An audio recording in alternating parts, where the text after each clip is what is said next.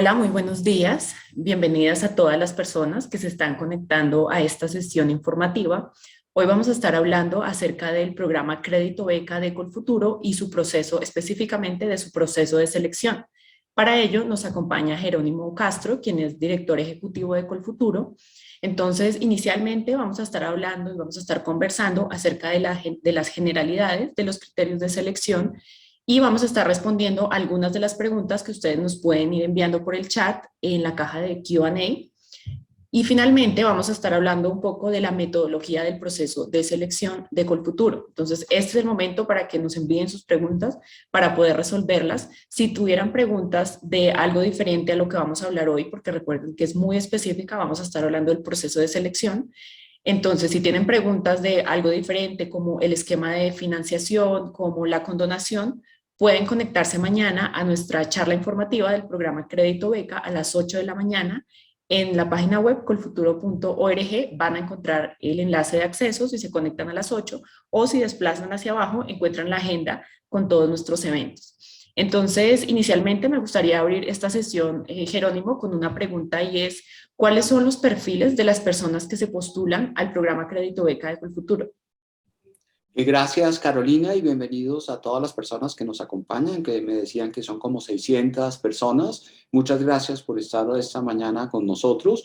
Disculpas que arrancamos un poquito tarde porque tuve problemas entrando a la sesión. Digamos, quiero dar como una introducción. El proceso de selección de Colfuturo es un proceso competitivo. Es competitivo porque tenemos muchos más candidatos que personas que podemos, digamos, financiar.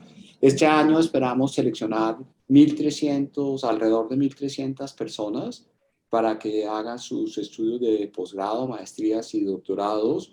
Y en ese proceso queremos, como es un número tan grande de personas seleccionadas, pues lo primero es que diría que hay una buena posibilidad de tener el apoyo de Colfuturo. Sin embargo, es un grupo todo de candidatos que es muy bueno.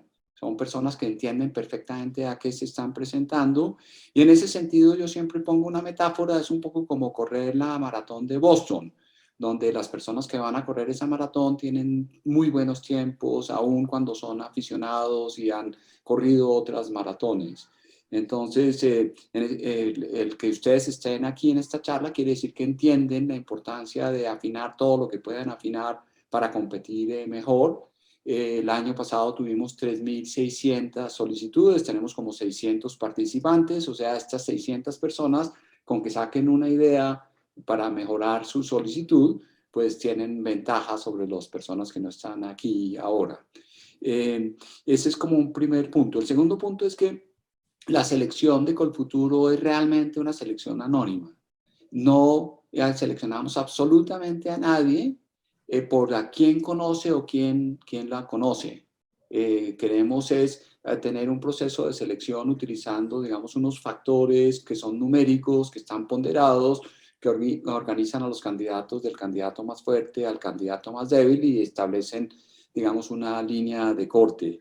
Y para hacer ese proceso, y ahí vamos ya entrando un poco más como en materia, utilizamos 4 criterios que ahora seguramente Carolina me va a preguntar, pero ese es como el marco general en el que funciona el tema. Y remato como esta introducción de bienvenida, el papel de nosotros, el papel mío es garantizar que el campo de juego es exactamente igual para todo el mundo, que es plano y todo el mundo va a competir en igualdad, digamos, de condiciones. Esa competencia se da así y hay como esa garantía, ese compromiso de Colfuturo de que eso es así. ¿Eso qué quiere decir? Quiere decir que si ustedes salen seleccionados o no salen seleccionados es únicamente por su propio mérito o porque habían personas que eran mejores que ustedes. Segundo, si no salen seleccionados van a conocer exactamente en qué posición en el listado quedaron, en dónde está la línea de corte, cuáles fueron las calificaciones que obtuvieron, digamos, las que dependen del trabajo de Colfuturo y obviamente podrán verificar las propias, el promedio de pregrado y las otras cosas que hay allí para saber que están bien. Quiere decir también que Colfuturo no tiene lista de espera. Quiere decir que Colfuturo le garantiza a las personas que se seleccionó que posteriormente no hay nadie que está entrando por otras razones. Digamos, ustedes, los que salen anunciados, el 15 de mayo son las personas que Colfuturo va a apoyar digamos, realmente son esas personas y nadie más. Colfuturo es muy flexible en el momento en que ustedes pueden arrancar su programa. Quiere decir que las personas que seleccionemos van a tener casi hasta finales del 2025, si no estoy mal, sí, porque son 3 años para iniciar sus estudios. Van a poder cambiar de programa si no los admitieron, pero Colfuturo va a volver a valorar el programa para garantizar que ustedes no están haciendo, digamos, como un atajo, los que salieron seleccionados que querían ir a este programa que es top y ahora quieren ir a un programa que tiene un nivel distinto. Esa es como otra parte importante allí. Entonces, Carolina, esa sería como mi introducción. Bueno, muchas gracias por esa introducción. Y otra pregunta sería, ¿cuáles recomendaciones generales le podría dar a las personas que van a correr esa maratón o a competir en este proceso de selección de Colfuturo? ¿Y cuáles son los errores más frecuentes que cometen las personas en ese proceso de postulación? Digamos, el error más frecuente es como subestimar la competencia y entonces como dejar puntos sobre la mesa que podrían haber obtenido bien.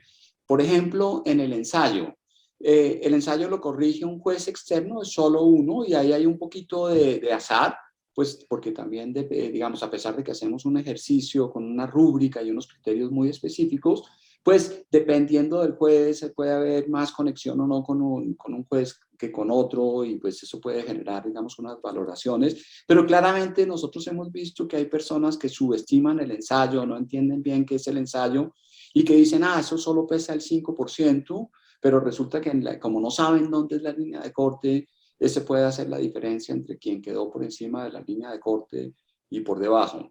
El segundo error es equivocarse en el formulario.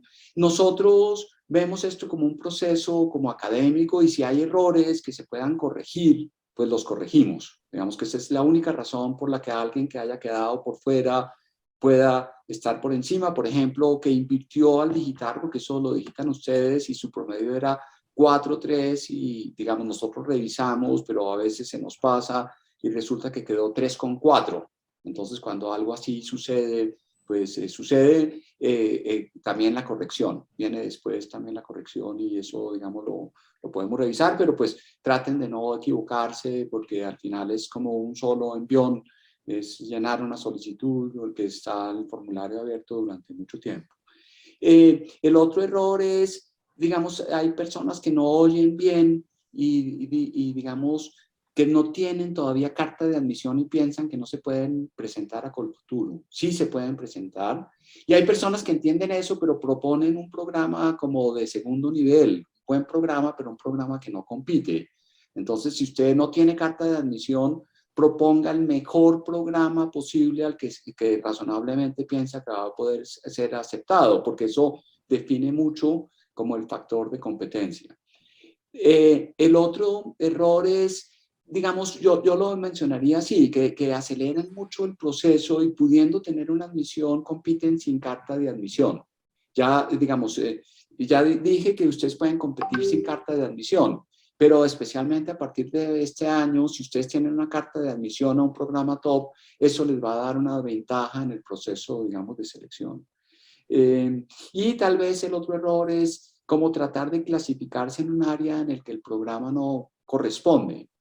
Y entonces, pues, termina, digamos, reclasificado el programa y pues ese es como un problema, ¿sí? Y finalmente es como no tener como un proyecto del máximo nivel posible, ¿sí? Digamos, presentarse a unas maestrías especialmente, también algunas veces a unos doctorados que son muy estándares, que son bien, pero que no compiten en la convocatoria de Colfuturo, porque hay otras personas que entienden perfecto que la calidad de esos programas es fundamental, es importantísimo. Bueno, entonces ahora sí vamos a empezar a hablar un poco más a detalle de los criterios de selección. ¿Podría contarnos un poco o explicarnos cómo funciona este proceso de selección basado en los criterios? Sí, y si me equivoco en los pesos o algo así, pues me corrige Carolina pues yo lo quiero hacer preciso, pero a veces se me confunden un poco los porcentajes. Entonces, son 4 criterios, 3 que aporta el candidato y uno que está relacionado con el programa que el candidato quiere hacer. Aquí lo vamos a mirar, digamos, los tres primeros que están basados con el candidato o que están relacionados más bien con el candidato son el promedio del pregrado. Ese criterio que pesaba hasta el año pasado 42%, ahora va a pesar un poco menos, y voy a explicar por qué. Digamos, ese criterio es una aproximación imperfecta a la capacidad que tiene una persona, pero tiene información, ahí hay información, porque al final cada uno de nosotros que estudió en una universidad pues vio 40, 50 materias y tuvo 40 o 50 oportunidades, digamos, de hacerlo bien en cada una de esas materias, y el promedio es como un acumulado de todo ese esfuerzo. Sin embargo, tiene problemas, pues porque no es comparable entre universidades, no es comparable entre instituciones. Nosotros hemos aprendido que efectivamente hay instituciones que tienen un nivel de exigencia de calificación mucho más ácido que otras instituciones. Sin embargo, los promedios que son muy altos reflejan, digamos, normalmente personas con muchísima capacidad. La otra limitación que tiene el promedio es que no cuenta la historia de lo que pasa después de que uno se gradúa de la universidad. Y en ese sentido hay otros criterios que están abajo, el factor de ajuste, el ensayo, inclusive el mismo programa que uno está proponiendo, que reflejan más esa historia de vida, porque a uno digamos, lo van a admitir más fácil en un programa de primer nivel si tiene una muy buena experiencia. Colfuturo no juzga la experiencia, Colfuturo no juzga los posgrados que se hagan, eso lo va a juzgar el programa al que ustedes se quieren presentar. Entonces, promedio de pregrado 37%, se redujo del 42% al 37%. Nosotros teníamos un factor que se llamaba puesto ocupado, que valía el 15% y que buscaba corregir, digamos, esas diferencias entre promedios utilizando la comparación con el grupo de referencia al interior. Digamos, si yo me gradué del pregrado y la universidad dice que yo fui el número 1 entre 60 con un promedio de 4 en la Universidad Industrial de Santander, pues podíamos corregir con ese puesto ocupado, dándole un 5 en ese 15%, parcialmente ese promedio más ácido que en otras instituciones. Estoy poniendo, digamos, un ejemplo. Ese factor que llamábamos puesto ocupado, este año le cambiamos de nombre. Se llama factor de ajuste y vale el 20%. Y ese 20% puede ser la mayor calificación a 5 de 4 posibles entradas. El puesto ocupado. Entonces alguien, por ejemplo, que fue el primero en un grupo de más de 10 personas en su pregrado, puede tener 5 en ese 20%, independiente del promedio de pregrado que haya tenido. El segundo son premios y distinciones. Digamos, puede haber personas que no fueron tan buenas académicamente a lo largo de la carrera, pero que en su trabajo de grado se destacaron y obtuvieron el premio a la mejor tesis, una tesis laureada, obtuvieron un grado con honor. Eso también nosotros lo revisamos en detalle y eso ustedes lo deben subir, digamos, a la solicitud de Colfuturo, y eso también les podría dar un 5. Ese punto B es binario, es o se tiene o no se tiene, y si se tiene, pues da un 5. El tercer punto es la posición relativa en el saber pro, digamos, en la prueba general. Entonces hicimos un convenio con el ICFES y vamos a mandar las cédulas de los candidatos. Ustedes en el Habeas Data aceptan esa condición y nosotros recopilamos todas esas pruebas del saber pro y tomamos, digamos, la prueba general y miramos el percentil, y si ese percentil, digamos, es mejor que el promedio del pregrado y es la mejor de estas 4 calificaciones, en ese 20% van a tener la calificación del percentil convertida a 5, siendo 5 pues alguien que obtuvo el mejor percentil, que está en el percentil superior, totalmente superior, y pues el último pues sería 0 y pues obviamente no utilizaríamos esa información. Y el cuarto, digamos, la cuarta posibilidad es que las personas que compiten ya con una admisión a una universidad, condicionada o no condicionada. Condicionada quiere decir que le dicen lo admitimos al programa, pero tiene que hacer este curso previo o todavía tiene que subir su nivel de inglés, por decir algo. Eso para nosotros está bien. Entonces, para esas personas, la calificación que le demos al programa, si es mejor que el promedio de pregrado, también va a jugar en este 20%. Y pongo un ejemplo. Yo sé que lo que estoy hablando es un poquito, digamos, difícil de seguir, pero pues no es tampoco complicadísimo.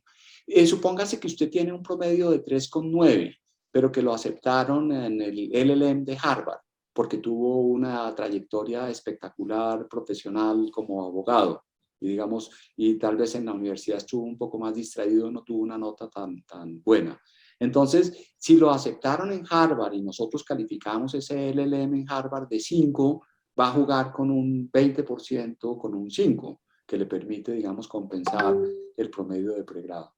Sé que esta es la parte más compleja. Si no tiene ninguna de estas categorías, va a competir con las otras 3 calificaciones, el promedio de pregrado, el ensayo y la calificación que le damos al programa de destino.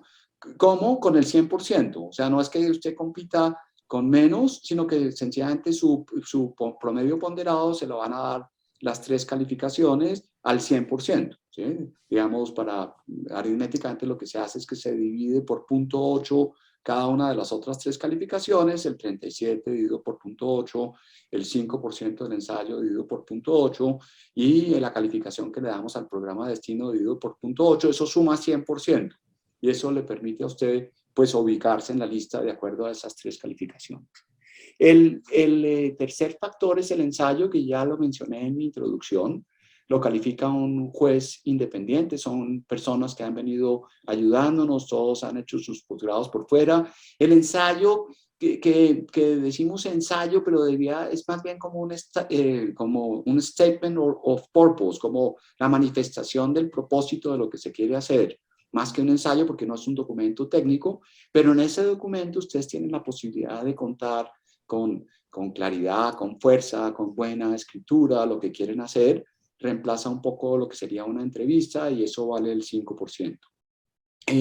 No hay recalificaciones, no hay una instancia, digamos, lo que nosotros hemos hecho es conseguir personas en las que tenemos confianza, que sabemos que hacen su trabajo muy bien, pero no hay instancias para recalificar el ensayo. Son un poco como serían los jueces en un partido de tenis que toman una decisión y esa es la decisión y tratan de tomar la decisión de si fue out o no de la mejor manera, digamos, posible. Y finalmente está el 38%, que es la calificación del programa escogido por ustedes. Un solo programa. No hay 3 programas, sino escojan el mejor programa posible en el que ustedes pueden ser admitidos. Y ese proceso pues es un proceso que es el más dispendioso y realmente es como la selección de Colfuturo, donde estamos mirando los programas y los estamos comparando unos con otros utilizando toda la información que se pueda obtener en el Internet. Desde los rankings internacionales más conocidos, estamos buscando calificar el programa más que la universidad. Digamos, la universidad da como una base y le dice a uno, esta es muy buena universidad, pero no necesariamente todos los programas son igual de fuertes en la misma universidad que sea de primer nivel. Entonces, lo que tratamos de calificar es el programa en sí mismo. Por ejemplo, alguien que va a estudiar una maestría en ciencias de la computación, puede haber alguien que está yendo a Stanford, a otra persona está yendo al MIT, el de más allá está yendo a la Universidad de Berlín, y hay alguien que está yendo a un programa, digamos, más como normalito. Entonces, tratamos de comparar, perdón, esos programas y darle una calificación diferenciada a cada uno de ellos. Esos son los 4 criterios y Carolina, creo que eso responde su pregunta. Sí, muchas gracias. Nos preguntan sobre el factor de ajuste. Si una persona tuviera 2 de los criterios, por ejemplo, tuviera un puesto número 1 en el promedio, en el puesto ocupado, y también tuviera ya la admisión, en ese caso se hace una suma, una división, o cómo se determina cuál de los 4 o 3 se tiene en cuenta. El mayor de los 4. Y si tiene 2 en 5, pues tiene 5 en el 20%. ¿Sí? Pero es el mayor. No, es un factor que busca como premiar al estudiante o corregir el promedio, digamos, con el mejor de esos 4 criterios. Bueno, y también sobre estos criterios nos preguntan por el pregrado. Si una persona ya tiene una maestría, ¿podría competir con el promedio de la maestría? No, pero hay una excepción. Digamos, en general la respuesta es no, es el promedio del pregrado. La excepción es para personas que van a hacer un doctorado. Si la maestría está directamente relacionada con el tema del doctorado, entonces se toma el promedio de la maestría si es mejor que el pregrado. Esa es la única, digamos, la única instancia. Todo este proceso lo hemos como codificado, lo hace como el sistema de manera automática. Entonces, normalmente el 90 y pico por ciento de los casos lo resuelve, digamos, de la plataforma que hemos desarrollado. Y la selección se concentra en la discusión, en el proceso que tenemos para calificar los programas, digamos, que las personas están proponiendo. Ahí está como el centro de la selección. Bueno, muchas gracias. También nos están preguntando si el dominio de una segunda, una o incluso una tercera lengua tendría influencia en el proceso de selección. Tiene influencia en el sentido de que quien no demuestre ese dominio, pues no puede recibir el apoyo de Colfuturo, ¿sí? Ahí quiero decir lo siguiente, como ustedes si son seleccionados tienen hasta 3 años para viajar, tienen todavía tiempo de seguir mejorando el dominio de esa segunda lengua. Entonces, lo que deben demostrar ahora al entrar es que tienen ya un nivel como intermedio alto, ¿sí? Y que, digamos, que no están arrancando de cero, especialmente para las personas que están proponiendo ir a países de habla hispana, ¿sí? Porque, no sé, si usted dice que quiere ser admitido pues, en el Reino Unido, en el London School of Economics, pues el London School of Economics le va a exigir tener el dominio adecuado de la segunda lengua. Entonces, Colfuturo pues confía en que si ustedes obtuvieron la admisión, pues quiere decir que el LSI dijo sí, esa persona tiene el dominio adecuado. O alguien, por ejemplo, que va a estudiar en el ETH en Zúrich y que va a estudiar en Alemania y el ETH en Zúrich les dio admisión, pues para nosotros eso ya es suficiente. Pero alguien que quiere estudiar, y hay buenos programas, muy buenos programas en México, en la Autónoma de México, pero que no tiene ningún dominio de ningún idioma distinto, pues esa persona sí tiene dificultades en el proceso, digamos, de selección de Colfuturo. Detrás de esa exigencia está el entendimiento profundo de dos cosas. La primera es que aprender una segunda lengua hoy en día, inclusive para personas que estudian en universidades públicas, pues hay excelentes centros de idiomas en las universidades públicas del país. Hay el internet, hay el Duolingo, hay las películas, los noticieros, o sea que no hay ninguna razón para que alguien que no estudió en un colegio bilingüe en un periodo de tiempo, digamos, coincidente con el pregrado, pueda llegar a tener el nivel suficiente para hacer un posgrado en ese segundo idioma. Entonces, esa es la primera razón por la que Colfuturo lo exige. Es posible, digamos, no genera realmente, en el pasado tal vez sí, pero hoy en día no genera ninguna diferencia, así como alguien tuvo que tomar los cursos más avanzados de cálculo para su programa de física, pues puede aprender el segundo idioma. Es un ejercicio académico como cualquier otro. Y la segunda tema por lo que exigimos ese dominio es porque conocemos la enorme diferencia que hace para las personas. Es decir, es muy distinto un periodista que solo habla su propio idioma, el castellano, a un periodista que habla su propio idioma y habla francés, habla portugués o habla inglés. Inclusive por eso decimos el dominio de una segunda lengua, pues puede ser cualquier segunda lengua. ¿Sí? Puede ser chino, puede ser japonés, puede ser portugués, puede ser... y pues eso es para nosotros como suficiente, pero nos tiene que demostrar que ese dominio, así vaya a estudiar en español, le permitiría haber escogido estudiar en uno de los mejores programas en esa segunda lengua. Bueno, muchas gracias. Ahora voy a leer la pregunta de Jessica. Ella nos envía un caso muy puntual y ella nos dice, si uno estuvo en una escuela de verano en el extranjero donde fue becado para asistir a ella, ¿cuenta como factor de ajuste? No, no normalmente, pues Jessica sube la información, esa no va, esa el sistema no la va a resolver bien y el equipo la va como a mirar, pero normalmente no, ¿sí? Yo diría no. Nosotros, Jessica, tratamos de hacer un ejercicio en donde de verdad le demos, a pesar de que son miles de personas, le demos la oportunidad a cada persona y miramos los casos de manera, digamos, positiva en general.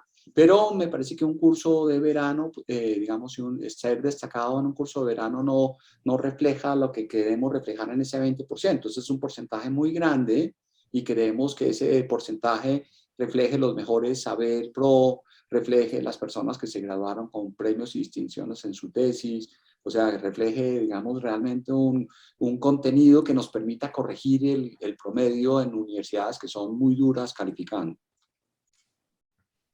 Muchas gracias. Ahora me gustaría que habláramos un poco de qué pasa después del cierre de la convocatoria, qué pasa en Colfuturo, cómo se lleva a cabo esa selección de las personas. Muy bien, entonces digamos que ustedes han visto que el formulario de Colfuturo está lleno de preguntas y digamos lleno de como de información. Ahí tiene una riqueza muy grande de información que lo hace, pues digamos no difícil, pero lo hace pesado de responder. Tiene como el presupuesto y tiene como la suma que ustedes le están pidiendo a Colfuturo. La suma no tiene nada que ver en el proceso de selección. O sea, no escogemos a alguien porque nos pide más o nos pide el tope o nos pide menos. Cada uno de ustedes es libre de pedir lo que necesita. Bien.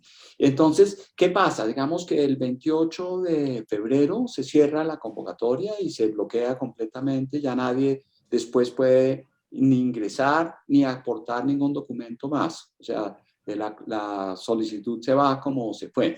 ¿Sí?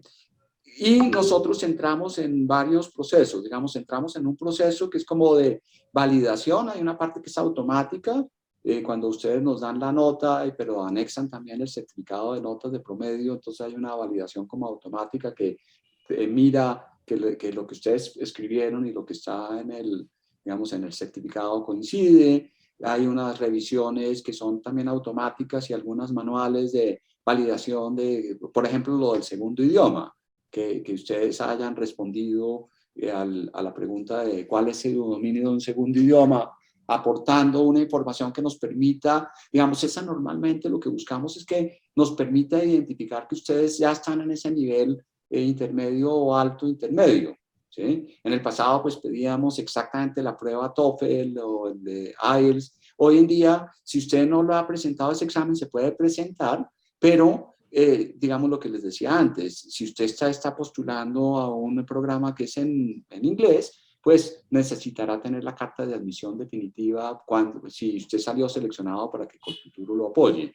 Y si usted va a un programa en habla hispana, necesitará en ese periodo de 3 años tener un IELTS que sea razonablemente bueno o la prueba de francés o de portugués. Entonces, eso es ahí. Entonces, una revisión como administrativa. Y hay una parte que es del equipo de Carolina que estábamos haciendo eso ya, que escogen programa por programa y, digamos, tenemos un software donde hemos hecho captura de información de todas partes del mundo y tratamos de hacer un ejercicio de calificar los programas, comparando unos con otros y, digamos, calificando de 5 programas que son top a nivel mundial y descontando de ahí para abajo, como los programas que son muy buenos, pero no son top, o programas que son muy buenos a nivel nacional, pero en una comparación internacional, pues son más como estándares. Al final de todo ese proceso, después hacemos unos comités de área, que son personas que vienen de afuera, inclusive de afuera de Colombia, algunos de ellos, otros son profesores en universidades o decanos o personas que nos ayudan como a calibrar esa comparación entre los programas. Y son 12 comités o 13 comités de área por cada área, en arquitectura y diseño, derecho, administración, etcétera, que nos ayudan como a calibrar el trabajo que el grupo de Carolina y de Joana Torres, que es la directora, digamos, de consejería académica, han hecho inicialmente. Ellos hacen ese ejercicio de una manera un poco más intuitiva, pero son expertos en el área y tienen ya, digamos, la nota semilla que dio Colfuturo. Con esa información ya tenemos completa todas las calificaciones y la plataforma organiza del mejor estudiante al estudiante con el promedio, digamos, más flojito, y hacemos, de acuerdo a los millones de dólares que vamos a entregar de ayudas, hacemos como unas líneas de corte en los comités de área y también en un comité posterior que se llama el comité académico, para como cerrar la ecuación. Siempre hay más candidatos buenos que de recursos, desafortunadamente, y es un programa muy grande, y eso es lo que define quiénes salen seleccionados o no, y finalmente hay una reunión de junta directiva que revisa que todo se haya hecho bien. No, ellos no ven candidatos, ellos normalmente tienen que ajustar hacia arriba la línea de corte porque la propuesta que viene desde antes excede la capacidad financiera que tiene Colfuturo en conjunto con MinCiencias. Bueno, y nos pregunta Nicolás si después de este proceso de evaluación hay una lista de espera después de que salen los resultados. No hay lista de espera. Las personas que se van son las 1.300 que se seleccionaron. Las únicas personas que pueden acceder a esa lista de selección son las que tienen errores, que son normalmente en el año hay 5 o 6 personas y casi siempre los errores no son de Colfuturo. Digamos, casi siempre los errores son de ustedes que se equivocaron al digitar la información, como el ejemplo que puse, alguien que tiene un promedio de 4,3 y puso 3,4 y pues nos dice, oh, cuando recibe la información no salió seleccionado, dice, uy, me equivoqué. Y pues también Colfuturo de alguna manera se equivocó porque al revisar, pues no detectó que había ese error. ¿Sí? Entonces, pues lo corregimos porque queremos privilegiar el proyecto. Hay personas que nos dicen, bueno, pero si se equivocó la persona, pues se equivocó. Pero no es la aproximación que tiene Colfuturo. Entonces no hay lista de espera y no hay lista de espera porque las listas de espera desde mi punto de vista le quitan transparencia a los procesos de selección porque son decisiones posteriores que suceden después de que se anuncia quiénes se van a ir a estudiar y que pues digamos que no siempre, no digo que quienes tienen lista de espera lo hagan mal, pero no siempre coinciden con el proceso digamos de selección como transparente que quiere tener Colfuturo. Entonces, solo las personas seleccionadas pues son las que se van, no hay lista de espera. Bueno, muchas gracias, Jerónimo. ¿Algún comentario final para las 150 personas que nos están escuchando antes de finalizar? Perfecto, no, yo creo que muchas gracias por estar en la charla, muchos éxitos en el proceso y pues espero que les resulte muy bien. Bueno, muchas gracias entonces a todas las personas que se conectaron. Recuerden que esta grabación la van a recibir en sus correos en los próximos 3 días hábiles. También la vamos a estar publicando en nuestro canal de YouTube la próxima semana. Allí pueden consultar otras grabaciones de otros temas específicos en la convocatoria, convenios con universidades, por si desean acceder a esta información. Y finalmente los invito a que accedan a nuestra página web, colfuturo.org. En la parte final encuentran una sección que se llama eventos para que puedan agendarse a los eventos próximos y a seguirnos en redes sociales, en Instagram. Siempre estamos publicando los eventos, información de interés que puede ser de utilidad para ustedes. Entonces, que tengan un feliz resto de día. Hasta luego. Hasta luego, Jerónimo. Hasta luego, gracias Carolina, gracias a todos, chao.